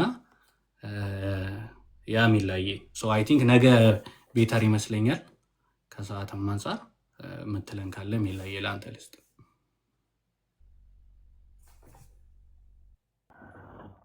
እሺ ፖሊ፣ አሪፍ ቶፒክ ነው። እንደ ጌታ ፍቃድ ነገ ስንገናኝ በደንብ እናወራበታለን። በጣም ጥሩ ነው። የጸጋን ትምህርት መረዳት ለአንድ ክርስቲያን በጣም መሰረታዊ እና አስፈላጊ ነገር ስለሆነ አሁን ትልቁ ችግራችን በዘመናችን አንዳንዱ ከጸጋ ይልቅ ስራ ላይ በጣም ያተኩራል። አንዳንዱ ደግሞ ጸጋን በጣም ለጥጦት መጽሐፍ ቅዱስ የማያውቀውን ጸጋ ሲያስተምር ደግሞ የምንሰማበት ጊዜ ላይ ያለነው እና በጣም ባላንስ ማድረግ ያስፈልጋል። እግዚአብሔር በቃሉ በኩል ያስቀመጠው ነገርን ላይ ብቻ ፎከስ ማድረግ በጣም ያስፈልጋል እና እንደ ጌታ ፍቃድ እንግዲህ ነገ ስንገናኝ ስለ በጸጋው እንማራለን ማለት ነው። እንደሱ እናደርጋለን። እሺ ሜላይ በቃ እሱን አይ ቲንክ በደንብ እናያለን። ስለ ህግም የተወሰነ ማየት ከቻለን ያው ኮምፔር ማድረጋችን ስለማይቀር ህግ ምንድን ነው የሚለውን ከዛ እንደዚህ ደግሞ ይሄ እንትኖች አሉ አይደል? ይሄ ሲቪል ሎ ከዛ ደግሞ የተፈጥሮ ህግ ማይቀየር ምናምን እነሱንም ለይተን ትንሽ ሬዲ የሆነበት ብናያቸው ጥሩ ነው ከተቻለ የሚለኝ። እሺ ቦይ ይቻላል። ህግም እሱም ጥሩ ፖይንት ነው። ስለ ጸጋው ብቻ ሳይሆን ስለ ህግም ያለን አመለካከት ጥሩ አይደለም እና ከመጽሐፍ ቅዱስ አንጻር እንዴት ይታያል? ብሉይ ኪዳንና አዲስ ኪዳን ብለን አዲስ ኪዳንም ራሱን የቻለ ህግ አለ እና ብዙ ሰው ስለሱ መስማት አይፈልግም። ኪዳን ላይ አለ ህግ ህግ ያለው የሚለው ላይ ነው እንጂ ማውራት ያለብን ህግ አለ። ህግ መኖር አይችልም። ህግ ለምንድን ነው የሚያስፈልገው ከተባለ ህግ ይጠብቃል አይደል? ምድር ላይ አንጻራዊ ሰላም ያለው እኮ ህግ ስላለ ነው አይደል? መኪና ስነዳ አንዱ መኪና ከአንዱ መኪና የማይጋጨው እኮ የትራፊክ ህግ ስላለ ነው። የተፈጥሮ ደግሞ ህግ ስላለ ነው ብዙ ነገሮቻችንን በተስተካከለ መንገድ እንድንሄድ የሚያደርገን ማለት ነው። እና ህግ ላይ ያለን አመለካከት ራሱ መስተካከል አለበት ብዬ አስባለሁ። በተለይ ልዩነቱን የብሉይ ኪዳን ላይ ያለው ህግ እና አዲስ ኪዳን ላይ ደግሞ የተሰጠን ህግ አለ። እሱን ልዩነታቸው ምንድነው የሚለውን ነገር በደንብ ካጠና ነው ባላንስ ማድረግ ያስፈልጋል ብዬ ስለማመን እነሱን ነገሮችን ብናይ በጣም አሪፍ ነው ብዬ አስባለሁ። ምናልባት አንድ ጥቅስ ለነገ ይረዳን ዘንድ ገላትያ ምዕራፍ 6 ቁጥር 2 ላይ ያለው ስለምን ህግ ነው የሚለው የምታወራው ካላችሁ ገላትያ ምዕራፍ 6 ቁጥር 2 ላይ ምናልባት ነገ ካልተገናኘን ቅርብ ብሏችሁ የምትሄዱ ሰዎች እንዳትኖሩ ብዬ ነው። ገላትያ ምዕራፍ 6 ቁጥር 2 ላይ የክርስቶስ ህግ ይባላል። ሐዋርያው ጳውሎስ ደጋግሞ ያነሳዋል ይህንን የክርስቶስን ህግ። ከዛ ደግሞ ያዕቆብ ላይ ደግሞ የንጉስ ህግ የሚባል ደግሞ አለ። ምንድናቸው የሚለው ነገር እናያለን ማለት ነው። እና በጣም አሪፍ ቶፒክ ነው። እንደ ጌታ ፍቃድ ነገ እናያቸዋለን። በስተመጨረሻ አንድ ነገር ልበል። አጽንኦት ለመስጠት ያክል ቅድም ያልኳችሁን እግዚአብሔር አለ፣ ዛሬም እግዚአብሔር አለ አይደለም። እግዚአብሔር አለማ እኛ አንልም። እግዚአብሔር አለልኝ ነው የምንለው። ነገራችን ላይ እግዚአብሔር አለማ ሌሎች ይበሉ፣ እኛ እግዚአብሔር አለ አይደለም፣ ከዛ አልፈናል። እግዚአብሔር አለልኝ ነው የምለው እኔ። ለምን ከተባለ አማኑኤል ስለሆነ ማለት ነው። ዛሬም ከኔ ጋር ስላለ፣ በእኔ ውስጥ ስላለ፣ በመካከላችን ደግሞ ማደሪያ መኖሪያ አድርጎ ዛሬም ስለሚመላለስ እግዚአብሔር ከእናንተ ጋር ነው ወንድሞች፣ እናቶች። በማይመስል ሁኔታ ውስጥ ብታልፉም እግዚአብሔር ከአንቺ ጋር ነው፣ ካንተ ጋር ነው። በምንም አይነት ሁኔታ ተስፋ እንዳትቆርጡ። ክርስቲያን ትልቅ ተስፋ አለው፣ እሱም ጌታችን ኢየሱስ ክርስቶስ ነውና ጥሩ ነው። አሁን የሚሰማችሁ ስሜት እንኳን ተሰማችሁ ሰው መሆናችሁን ነው የሚያሳየው። ያው የሚሰማችሁ ስሜት ሰው መሆናችሁን ያሳያል። ሰው መሆናችሁን ብቻ አይደለም፣ እርዳታ እንደሚያስፈልጋችሁ ያሳያል። እርዳታ እንደሚያስፈልጋችሁ ብቻ አይደለም፣ ያለ ጌታ ምንም እንዳልሆናችሁ ያሳያል። ስለዚህ ትገለብጡትና አሁን ያላችሁን ስሜት ጌታ ያስፈልገኛል ወደሚለው ፎከስ ታደርጋላችሁ ማለት ነው። እይታችሁ እንድታስተካክሉ ያደርጋችኋል። ዛሬ የሚሰማችሁ ስሜት፣ ዛሬ ያለባችሁ ችግር፣ ዛሬ በቃ ቅድም አንድ እህቴ ስትናገር ነበር። ቅድም ላይ እግዚአብሔር ጀርባውን የሰጠኝ ያክል ተሰምቶኝ ነበር ስትል ነበር እና ሊሸከምሽ ነው ጀርባውን የሰጠሽ፣ እሱ ማለት እፈልጋለሁ። ሊሸከምሽ፣ ሊያዝልሽ፣ በቃ ልትሻገሪ ነው ማለት ነው ወደ ሆነው ቦታ። አንዳንዴ እግዚአብሔር እግራችን ቆሻሻ እንዳይነካ፣ ጭቃ እንዳይነካው ሲፈልግ ይሸከመናል፣ ያዝለንና ያሻግረናል። ስለዚህ እንደዚህ የተሰማችሁ ሰዎች ካላችሁ ሊሸከማችሁ ነው፣ ሊያዝላችሁ ነው። ኢየሱስ እረኛችን ነው አይደል? ይሄን ከዚህ በፊትም ብዬዋለሁ፣ ደግሞ ደስ ይለኛል። ኢየሱስ እረኛችን ነውና እረኛ የሚያስፈልገው ታውቃላችሁ፣ በግ ነው እረኛ የሚያስፈልገው። እና አንድ በግ እስቲ አስቧት፣ አንድ በግ ጉድጓድ ውስጥ ገብታ እግሯ ቢሰበር ያ እረኛዋ ጥሏት ይሄዳል ወይ? ጥሏት ይሄዳል? በጓን ጥሏት አይሄድም ማለት እግሯ ቢሰበር በዱሎ አይደበድባትም፣ አይመታትም ማለት እንደውም በሚገርም ሁኔታ ከሌሎቹ በግ በተሻለ ሁኔታ ይሸከማታል፣ እላዩ ላይ ያደርጋታል፣ ትከሻው ላይ ያደርጋታል። ለምን? መራመድ ስለማችል ነው። እና ምን ልላችሁ ፈልጌ ነው፣ ምናልባት በዚህ ተጎድቻለሁ፣ በሰው ተሰብሬያለሁ፣ በዚህ ኃጢአት ወድቄያለሁ፣ እንደዚህ ሆኛለሁ፣ እንደዚህ ተሰምቶኛል ብላችሁ የምታስቡ ሰዎች ካላችሁ እግዚአብሔር የበለጠ ወደ ራሱ ሊያቀርባችሁ መሆኑን እንዳትረሱ። ሊያቀርባችሁ ነው። ያቺ በግ ስትሰበር የበለጠ እረኛው እንደተሸከማት ለትንፋሹ ቅርብ እንደሆነች እናንተም ዛሬ ተሰበርኩበት ባላችሁ ጉዳይ ላይ እግዚአብሔር የበለጠ ወደ ራሱ ሊያቀርባችሁ ስለፈለገ ነው። እና ጉዳታችሁ ላይ ነው ፈውሳችሁ ያለው፣ ህመማችሁ ውስጥ ነው መድኃኒትም ያለው። የርቀት ስሜት ሲሰማችሁ ነው የእግዚአብሔር የበለጠ የሚቀርባችሁ። እና ሁሉ ነገር ለበጎ ነው። አሁን የምታልፉበት የህይወት መስመር ለበጎ ነው። እግዚአብሔር እጃችሁን ባፋችሁ ላይ አስጭኖ ሊያስገርማችሁ ነው። እና የምትገረሙበት ጊዜ በጣም በቅርቡ እንደሆነ አስባለሁ። እንደውም እንደዚህ ያልተሰማችሁ ሰዎች ካላችሁ እንደውም ቢሰማችሁ ጥሩ ነው። በእውነት አንዳንዴ ከሀዘን በኋላ እኮ ነው ደስታ ያለው። ሰለሞን ምን ይላል መሰለ? ሳቅን እብድ ናት አልኩ ይላል። ሳቅን እብድ ናት አልኩ ይላል። እና አንዳንዴ በጣም ስቀ ምንድነው የምትለው? ፖል ደከመኝ ነው የምትለው አይደል? አረ ደከመኝ ነው የምትለው። አልቅሰስ ካለቀስክ በኋላ እፎይ ነው የምትለው፣ አረፍኩ ነው የምትለው። እረፍት ነው የሚሰማ። እና ዛሬ የምታለቅሱ ሰዎች ወደ እረፍታችሁ ቀርባችኋል። ተባረኩልኝ። አሜን አሜን አሜን አሜን። ሜላ አንድ ነገር ሲል እግዚአብሔር አለልኝ ሲል አንድ መዝሙር ልቤ ውስጥ መጣና እንዘምርና ነገ የምንገናኝበትን ሰዓት ተነጋግረን እንጨርሳለን ማለት ነው። ጌታ ይመስገን። የምከፍተውን መዝሙር እኔ በልባችሁ እየዘመራችሁ ነው። በቃ እግዚአብሔር አለልኝ በቃ እሱ ይበቃኛል በቃ እግዚአብሔር የሚበል ሌላ ሌላ ሌላ ለወይ ከኔ አምላክ የሚሻል ሌላ ሌላ ሌላ ለወይ እግዚአብሔር የሚበል ሌላ ሌላ ሌላ ለወይ ከኔ አምላክ የሚሻል ሌላ ሌላ ሌላ ለወይ ሌላ ሌላ ለወይ ሌላ ሌላ ለወይ ሌላ ሌላ ለወይ ሌላ ሌላ ለወይ ሌላ ሌላ ለወይ ሌላ ሌላ ለወይ ሌላ ሌላ ለወይ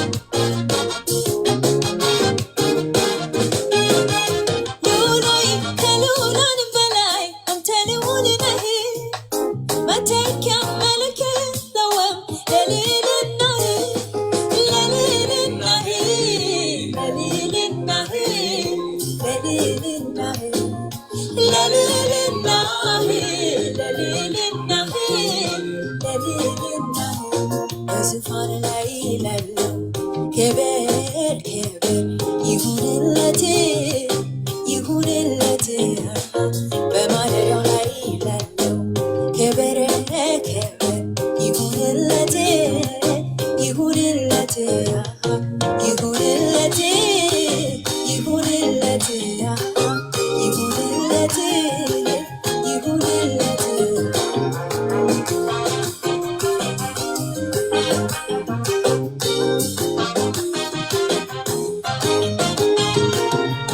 ታናናሾች ታላላቆች ሁሉ ቅዱሳኑ የምትፈሩት አምላካችንን አክብሩት።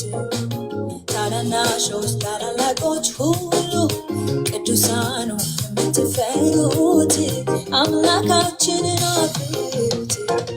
አምጡ ምስጋናውን አምጡ አምጡ ክብሩን አምጡ አምጡ ክብሩን አምጡ እስኪ አምጡ ምስጋናውን አምጡ አምጡ ክብሩን አምጡ አምጡ ክብሩን አምጡ ምስጋናውን አምጡ ክብሩን አምጡ ምስጋናውን አምጡ ክብሩን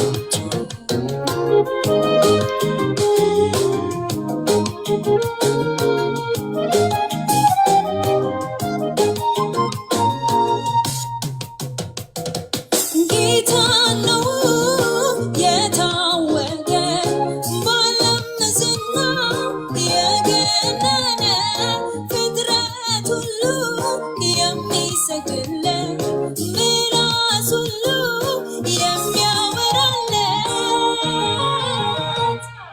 ለዚህ ለእግዚአብሔር እሰግዳለሁ እሰግዳለሁ እሰግዳለሁ ለዚህ ለእግዚአብሔር እኖራለሁ እኖራለሁ እኖራለሁ ለዚህ ለእግዚአብሔር እገዛለሁ እገዛለሁ እገዛለሁ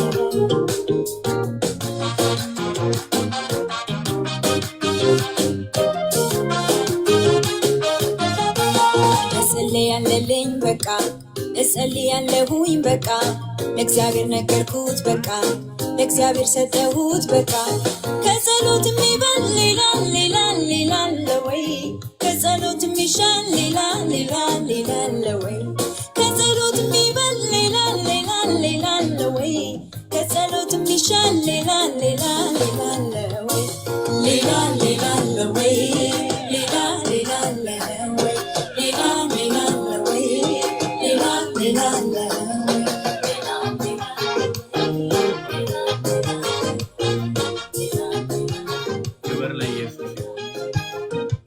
ክብር ለኢየሱስ ይሁን። አይ ቲንክ ሊሊ ማብራን ይህን ቃል ስትካፈል ነበር መሰለኝ። ከኦልሞስት የተነገረንና መዝሙሩ የሚገርም ነውና ጌታ ይመስገን። ትንሽ ውስጥ አምልክ አምልክ ስላለኝ ይህንኑ መዝሙር መድገም አይቀርም። ከዛ በፊት ግን ዛንተ ወርሺፕ ናይት ቪዲዮ አጥፍተሽ ነው ወርሺፕ ናይት? ቆይ እሱን ተይው። እኔ አበራለሁ ፖል፣ በጌታ ፊት አበራለሁ። ብቻ እናምልክ። እሺ አሁን ምን እያረኩ እንደነበር ባላውቅም፣ እሺ እሺ። ሜላይ ነገ ስንት ሰዓት ይመቻል አንተ?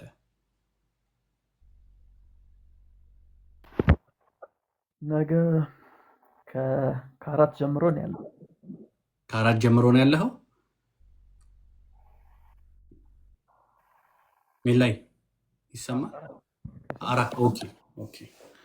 በቃ እኛ ቀደም ብለን እንገባና በደንብ ጸልየንም መጨረስ ያለብን እንጨርሰን። ልክ ስንት ላይ መሰላችሁ?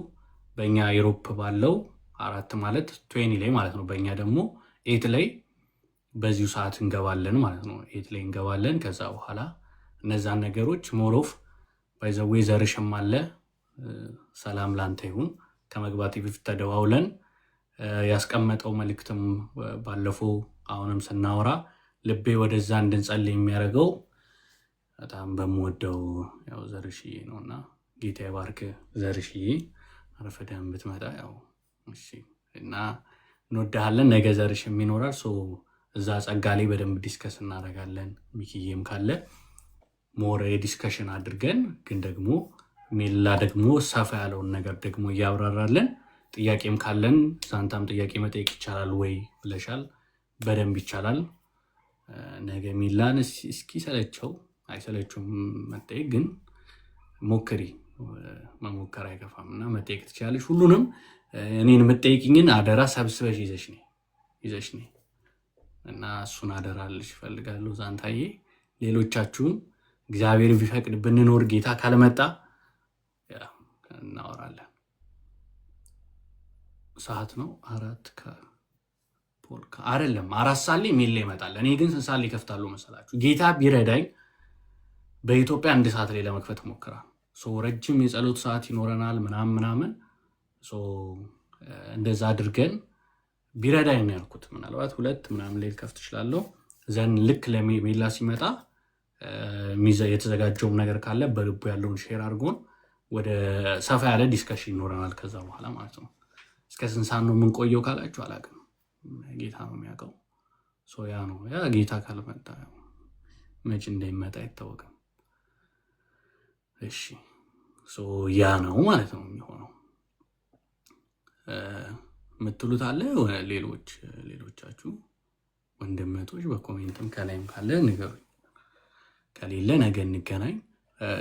እንትን አድርጉ፣ ምንድነው ስሙ፣ ኖቲፊኬሽኑን ኦን አድርጉ ስገባ እንዲታይ። የሜላን ዩቲዩብ ሰብስክራይብ አድርጉ። በጌታ ፍቅር ሰብስክራይብ አድርጉ፣ ትማሩበታላችሁ። ከዛ ይሄ የሆነ ነገር እያሉ የሚያስቸግሯችሁን እስኪ እቺን ተካፈላት ዛሬ ገርሞኝ ነው ብላችሁ ሼር አድርጉላቸው። ይስሙት፣ ብርሃን ነው በደንብና እንደዛ አድርጉ። እሺ ስለምትሉም ጌታ ይባርካችሁ። ዩቲዩብ ላይ ሄዳችሁ ሜሎስ ብላችሁ ሰርች ታደርጉ ይመጣል። ላሳያችሁ ይችላል። ተባረክ ምንትዬ፣ በጣም ስላየነ ደስ ብሏል። አንተ ከባድ ሰው፣ ጌታ ይባርክ። ኢትዮጵያ ስንመጣ በደንብ እግዚአብሔር የሚገርም ነገር ይሰጠናል አምናለሁ። ብዙ እግዚአብሔር በሁላችንም ወጣቶች ላይ ብዙ ነገር እንደሚያስነሳ አምናለሁ። ሰው ይታያል። ቆይ ይኸው ሜሎስ ይላል፣ አያችሁት? ይታያችኋል? ሰው እዚህ ሄዳችሁ ሰርች አድርጉ፣ ሰብስክራይብ አድርጉ፣ ኖቲፊኬሽኑን ኦን አድርጉ። ሲገባ ታዩታላችሁ ማለት ነው። መጽሐፍ ቅዱሳይም እንትን አለ።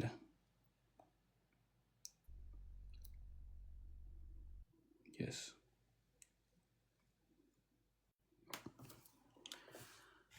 ኦኬ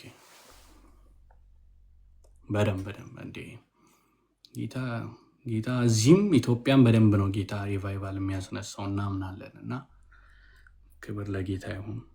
ለኢየሱስ ብቻ ሲጠራ ራሱ ማለት ነው ሀገራችን ውስጥ ኢትዮጵያ ሀገራችን ውስጥ ሲጠራ ራሱ ኢየሱስ ብቻ፣ ሌላ ስም አይጠራ። ባይዘዊ ሁሉንም ሃይማኖት በጣም ሪስፔክት አደርጋለሁ። በሚያሳዝን ሁኔታ ግን አያድኑ። ኢየሱስ ብቻ ነው የሚያድነው። ትህትና ያው ሃይማኖት አንተ የሚያዝ እኔም በሃይማኖቴ ምናምን አይደለም። ትህትና የእግዚአብሔር ቃል የሚለውን ይላል የሚል ሰው ነው።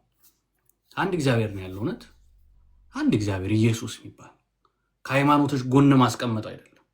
የበላያቸው ነው፣ ይንበረከኩለታል እነሱ። ሁሉ ሐሰት ነው ከኢየሱስ ውጭ እና ሪስፔክት አደርገዋለሁ፣ ግን አያድንም ልላችሁ በጌታ ፍቅር እንትላችኋለሁ፣ ልነግራችሁ ፈልጋለሁ። እንግዲህ ኢየሱስን ወተን የምንሰብከው ኢየሱስን አሁን አይታችኋል። ወተን ኢየሱስ ያድናል እንላለን። እኔ እንጃ ሌላ ሃይማኖት እንደዚህ ሲል አይቻላቅም። እኔ ኢየሱስ ያድናል፣ ወንድሜ ብትመለስ ከኃጢአት ንስሐ ብትገባ፣ በጭንቀት ውስጥ ያለ በረብሻ ውስጥ ያለ ሰላም ይሰጥሃል፣ የዘላለም ህይወት አለው፣ ና ወደ ኢየሱስ ብሎ የሚሰብከውን እስኪ ማን ነው? ስለ አዳንን ነው የምንሰብከው። በልባችን አምነን በአፋችን ስለምንመሰክር ነው። እውነተኛው ጌታ ስላለ ያስመሰክረናል። እኛ ተከራክረን ምናምን እናሳምናችሁ አይደለም ያለን ጌታ ህይወት ስለሆነ የተገለጠ ስለሆነ ነግረናችሁ ነው። ብትቀበል ትድንበታለህ፣ ካልተቀበልክ ትሰናከልበታለህ፣ ትጠፋበታለህ። ምክንያቱም አንድ ነው። ማንም በምድር ላይ መጥቶ እኔ እውነት ህይወት መንገድ ነኝ ከኔ በቀር ወደ አብ ማንም ሊያቀርበህ አይችልም የሚል የለም። አንድ አለ ግን ኢየሱስ የሚባል። ስለዚህ የኛ ጌታ ያድናል፣ ይለያል፣ የሚወዳደራል። ጎን ለጎን እንዳታስቀምጡት ብዬ ነው። እንዲያመቻምቻችሁ አሁን አንዳንድ ሰው ይመጣና ሲያወራኝ እኔ ያው ሰዎችን ሳወራ ሙስሊሞችም ሌላም እንደዚህ ይመጡና ሃይማኖት እንዲህ ነው ሌላውንም አከብራለሁ እንዲህ ሃይማኖትንም እኔ ሃይማኖት አይደለም ህይወትን ያለኝ ይላቸዋል። ሃይማኖት አይደለም በትክክለኛውን ትርጉም የግዕዙን ካያችሁት ሃይማኖት እምነት ነው። ግን ሪሊጅን የሚባል የሆነ ስርዓትን የሚከተል ሃይማኖት የሚባል ዓለም ላይ ያሉ ስለዚህ የጌታ ነኝ እርግጠኛ ነኝ። አሁን ሜሎስን አይታችሁታል። ስለ ጌታ ይናገራል። ሐሰት የሆነውን ነገር ደግሞ ሐሰት የሆነው ነገር ላይ ብርሃንን ያመጣል። ይሄ ደግሞ ሐሰት መሆኑን በእግዚአብሔር ቃል ይገልጣል። እንደዛ ሆኖ ሐሰት በሚነገርበት ቦታ ላይ ሰው ሲኖር በእርግጠኝነት ብዙ መከራ እንደሚያሳልፍ አምናለሁ። ገብታችኋል? እዚህ ኢየሱስ ስትሉ የሆነች ትንሽ ነገር ይደርስባቸዋል። ግን በዛ ደረጃ ደግሞ ሌላ ጨለማ የሆነውን ሄደ ስትነካካ በእርግጠኝነት እኔ እመኑኝ ማለት ነው። አሁን ሌላ ሃይማኖት ውስጥ ያሉ ሰዎች ሊክቧቸውም ይችላሉ። እንትና እኮ የሚገርም በቃ የእንትን ሃይማኖት ምናምን ብለው ያጨበጭባሉ አይደል? እውነተኛ ክርስቲያን ግን ልክ እንደ አባቶቻችን ፐርሲኪዩት እንደሆኑ መከራ የሚደርስበት ነው። በሰው የሚጠላ የማይቀበለው። ምክንያቱም ኢየሱስን ዓለም ሳትቀበለው እንዴት ነው እኛን የምትቀበለን? ስለዚህ ብዙ ነገር እንደሚደርስ አምናለሁ በጣም። በዛ ሁሉ ውስጥ ግን የምንመሰክረው ጌታ አለን። ስለዚህ የምንመሰክረው እውነት ስለሆነና እኛ ያለን ሃይማኖት ሪሊጅን የሚባለው ሳይሆን እውነተኛ እምነት የሆነ የሚያድን ኢየሱስ ስላለ ነው። ስለዚህ ማትመሰክር ከሆነ ይቅርታ፣ ሌቭላችን ሌላ ነው፣ የኛ ህይወት ነው። ማትናገር ከሆነ ክርስቲያን ነኝ ብትለኝ ይቅርታ፣ አይገባኝም፣ እኔ ይሄው እንደ እብድ ስጩ አታየኝም። እዚህ ጋር በቃ የገባብኝ ያዳነኝ ህይወት ስላለ ነው። አድኖኝ ሳላፍርበት እመጣለሁ። ኢየሱስ ብዬ እከሌ ምለው ነገር ራሱ የለኝም፣ የምጨምረውም ነገር የለም። አንድ ስለሆነ ጌታ በመስቀል ላይ ስመለከት ስለ እኔ ብሎ የተሰቀለ አንድ አለ። ወንበሬ ሆኖ ደግሞ በኃጢአታቸው የተሰቀሉ ጎንና ለጎን እንዳሉት ብዙዎች አሉ። ስለ እኔ ግን የተሰቀለ አንድ ኢየሱስ ነው። ከዛስ ደግሞ ምንም በደል ሳይኖርበት የተሰቀለ አንድ ኢየሱስ ነው። ስለዚህ ይህን ጌታ እንመሰክረዋለን፣ እንናገረዋለን፣ እናወራዋለን። በዘመናችን እስካለን በሶሻል ሚዲያ፣ በጓደኞቻችን፣ በትምህርት ቤት በምናገኘው ሁሉ በዚህ ሁሉ ውስጥ ደክመንም በርትተንም እንዳትረሷት እችን ሁሌ ደክመንም በርትተንም እናገረዋለን እና የሚያድን ጌታ አለን። ጌታ ይመስገን። እንዳታፍሩበት። እንዴ ዛንታ ወርሺፕ ናይት ብላ የት ነው ሄደችው? አሜን ትላለች ከስራ። እኔ እኮ ቪዲዮ እስክታበሪ እኮ ነው ማወራው። የምን ረኒ እንዴ አሁን እኮ ጸሎት አለን እኮ ፓስተር ይጠብቀናል። እሺ ዛንታ ይመችሽ። እኔ ምንም አለ ሰው ኢየሱስ ያድናል፣ ኢየሱስ ያድናል። ደስ ነው የሚለኝ እኔ ኢየሱስ ያድናል። ሌላው አያድንም፣ ምንም አያድንም፣ ማንም አያድንም። በቃ እና ከፍቅር ነው የምነግራችሁ፣ ከፍቅር ታውቃላችሁ። ኢየሱስን ተናገር ይለኛል። አረ በለኝ ምንቴ እኔ ዝም ብዬ እኮ ቪዲዮ እስክታበራ ይቻላል። ምንቴ ይቀጥል። እኔ አሁን እኮ አንዳንዴ ጆሮ ብቻ ነው ይዘህ መምጣት ያለብህ ታውቃለህ። ምግብ ሲበዛ ወደ ያሻማል። ጸዴ ቃል በቃ ተካፍለናል እኮ መውጣት ነው ያለብኝ። አሁን ግን ስታወራ ቀን ዛሬ ኦብሰስ እየሆንኩበት ያልኩበት ነገር ነውና እዚህ ውስጥ ምናልባት በጌታ ያልሆናችሁ ምናምን ካላችሁ እንድትሰሙ ብዬ ነው። ገባ እንጂ ቃሉ በቃ ኦልሬዲ ጠግበናል። ምን አለ መሰለማል ሲጀመር በቃ ክርስቲያን ጋር ብቻ ነው ኃጢአተኛ መንግስተ ሰማያት የሚገባው እንጂ ሌላ ቦታ አይገባም። ሌሎች ምድር ላይ ባሉ ሃይማኖቶች እኔ አልገባም። እንኳን ልገባ የሚገቡትን ለማየት አልሄድም። አያስጠጋም በጣም ነው ገባ እና እግዚአብሔር ብቻ ነው በኢየሱስ ክርስቶስ በኩል ባለው በር እናንተ ልጆቼ ብሎ ኃጢአተኛ ሰው ልጅ የተባለበት ቤት ክርስቲያን ፖል አይገርም። እኔ አንተ ሁሉም ሸቃባ የሰራውላ መንግስተ ሰማያት ነው ጸዳ ብሎ ገርታ የሆነ ጸዳ ብሎ አይደለም በቃ በእግዚአብሔር በሆነው ስራ እንጂ በእኛ አይደለም። እና በቃ ሌሎች ቦታዎች ካየ ሁሉም ምድር ላይ ያሉ ሃይማኖቶች እምነት የሚባሉ ኮት ውስጥ ነው ሃይማኖቶች እምነት አምላክ የሚባሉ ሁሉ ማለት ነው ኃጢአት ካለብህ አወራርድ ነው የሚሉት። ስገድ ይሏል። ለምንድን ነው የምሰግደው? እኔ እኮ ውስጤ ነው ችግር ያለው እንጂ ድርጊቴ አይደለም። ኃጢአት እኮ ኢንፌክት የሚያደርገው ኢንሳይድ ነው፣ አውትሳይድ አይደለም። አውትሳይድ ሪዛልቱ ነው። ገባ? እና ውስጤ ላለው ችግር ድሃ ብላ አላበላም ያለው ገባ? ስሜቴ እንዳትሆን ሰውየውን አብልቼ እኮ የሚካካስ ከሆነ ችግሩ ዘሩ እኮ ውስጤ ነው ያለው። ገብተዋል አይደል? ስለዚህ የነሱ ሌሎች አምላክ ከኢየሱስ ውጪ አምላክ ነኝ ሃይማኖት ነኝ የሚሉት ሁሉ ኃጢአትህን አወራርደህ ነው የምገባው። ገባ? ኢጂፕሽያን ቡክ ኦፍ ጊታ፣ ሌሎች እነዚህ ቡዲዝም፣ ኤቭሪዋን ምድር ላይ ያሉት በሙሉ